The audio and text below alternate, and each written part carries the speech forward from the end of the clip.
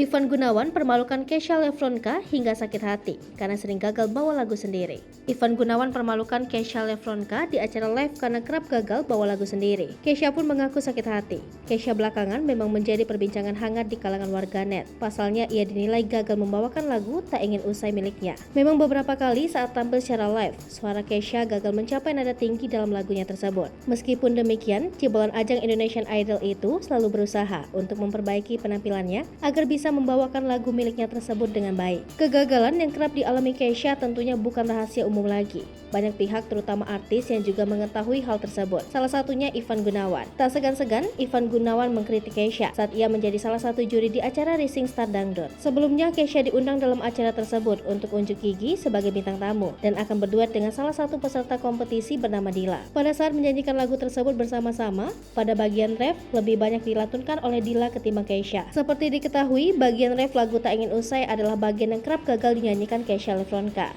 Melihat hal itu, Ivan Gunawan meminta Kesha untuk membawa Dila sebagai bentuk antisipasi jika kembali gagal menyanyikan lagu tersebut. Kemudian, Ivan menyarankan agar Kesha untuk melakukan lip sync saja. Mendengar hal itu, Kesha hanya membalas dengan tertawa santai di atas panggung.